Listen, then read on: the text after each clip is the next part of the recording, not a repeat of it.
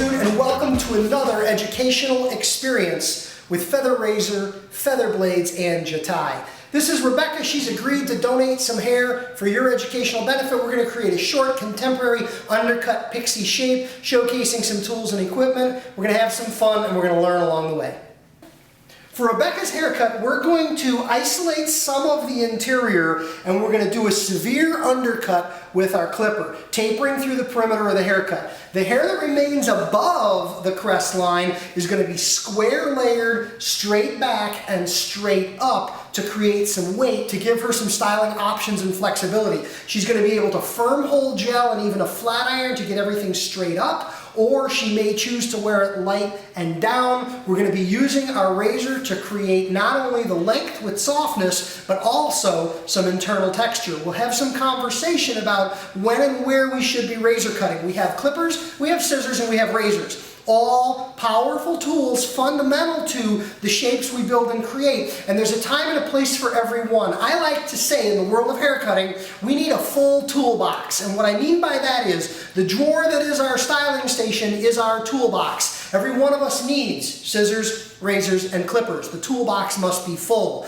But I also like to think that that toolbox is up here. We need a full toolbox. We need to know that when a client expresses their desired hair outcome, and when they show us a picture, then we need to know that when we reach into the drawer or into the toolbox, what comes out? Do we take out the clipper? Do we take out the razor? Or do we take out the scissors? When and where is which tool appropriate? Based on density, based on texture, and based on our desired outcome. It's a combination of what they bring us, what we know, and the capability of our tools that allows us to create the things we do every single day. And we'll showcase that throughout the video. Blade Glide Plus as our cutting lotion to hydrate, maintain moisture. More important when we get into the top in just a minute for our actual razor cutting, but right now it's a great way to moisturize, dampen the hair, to come in and segregate for the undercut. So we're just going to spray this side. We'll work with this side, then we'll address the opposite side separately. But we're going to come in and we're going to strike our line. Everything below the line is going away, and everything above the line is going to be kept and treated as longer. I'm going to use a curved linear line. It's going to come straight across just north of the parietal ridge of the crest line, the widest point of the head. I'm going to separate that, segregate that. The Blade Glide provides a little bit of tack, the hair stays, but we'll also put a grip clip in there, and we're going to follow the curve of the head. I'm going to curve down, and one more grip clip to isolate this side, and we'll be ready to cut. We're going to come in, and in this case we're not really tapering as much as we are cutting off the perimeter, so we're going to keep the blade flush to the head up to our separation line. And we'll use a smaller comb, a detailing or a finishing comb, to hold that up out of the way.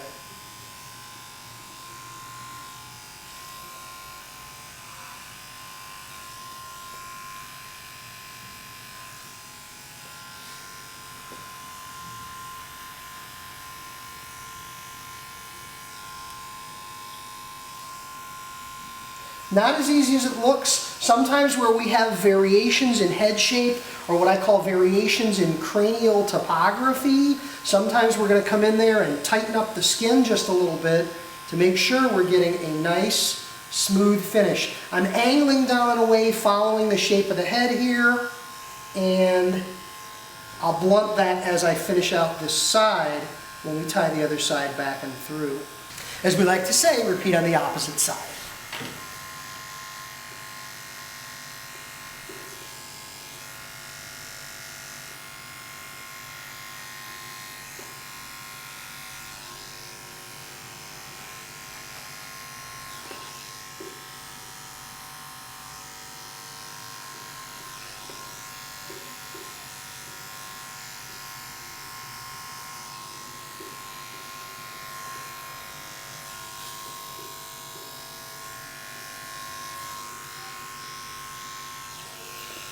Chin down and twist, and notice how that flattens out that area. Because normally we have, in a standard upright position, there's a hollow here or a low spot, and to try to dig in there with the clipper can be difficult. But if the chin comes down and the head twists, the trapezius muscle through the rear corner like that tightens up, and you get right on there beautifully and apply a beautiful finish in through a corner like that.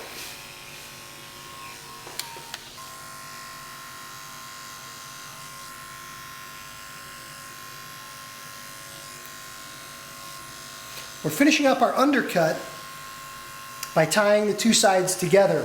We selected a point just a little bit north of the parietal ridge, the widest point of the head, at the sides of the head. Carried it back, carried it through, and then I blunted it off to finish out the back. That's going to let us leave some length in through the crown and the back of the head here to create a nice head shape with the additional length that we keep. And we'll do some tidying up in just a moment.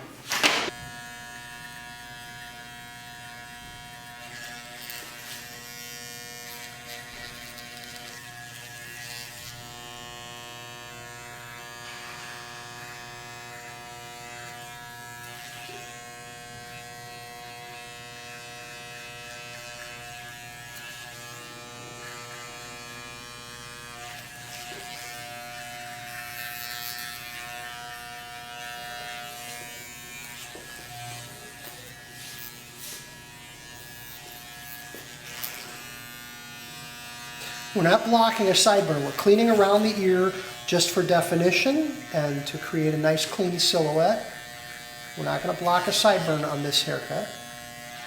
And at the rear quarter panel, we're just going to tap, tap, tap, tap, tap, tap to create a defined perimeter line, and we'll clean up this extraneous hair in just a moment with our nape and body razor. Notice I'm not going to cut across the bottom edge. I'll clean down in through here with the nape and body razor just a little bit, but I don't want to put a block men's neckline on a really sexy short lady's haircut. The perfect companion to these short, tight, modern, contemporary haircuts is the feather nape and body razor and the unique feather nape and body razor blades. These blades allow a cosmetology professional or a barber to create crisp, clean, defined edges and stay within the letter of the law as it relates to the use of straight razors and blades. Where I live, a licensed cosmetologist cannot legally use a straight razor on skin unless they use a feather nape and body razor. The unique design and configuration of the blade with its integrated safety guard that wraps across the blade surface allows us to prevent nicks, scrapes, and cuts, yet at the same time yield smooth, clean, and close shaving like we've come to know and love from our feather razor blades. I'm going to put this blade properly in the blade disposal bin, and I'm going to open up a brand new package of feather nape and body razor blades featuring the no-touch system that we've come to know and love that allows us to use these blades safely. Blades in the tray, and the razor allows us to simply slide in and pick up a brand new blade without the need to handle the blade. Put the blades away, and we're going to use the Jatai shave cream to prep the skin and the surface. A light mist of Blade Glide Plus before we apply the shave cream, a small amount of the shave cream in our hand, and we'll give the product to the customer so they know what we're using. We'll let them hold it, they can smell it, they can learn a little bit about it by reading the label, which ultimately will lead to purchase on the way out the door at the end of that haircut service. All the principles of razoring and shaving are the same. We're going to apply pressure on the skin. We're going to use our angle or our approach. And notice how neatly and cleanly that works. Opposite side, same situation. Applying pressure on the skin. Cleanly defining the line that is the perimeter of the haircut. I'm going to stay low here. I don't want to block a neckline, but I'll clean up any extraneous hair beneath it, allowing a nice natural finish to the base of the neckline, befitting a short haircut of this type.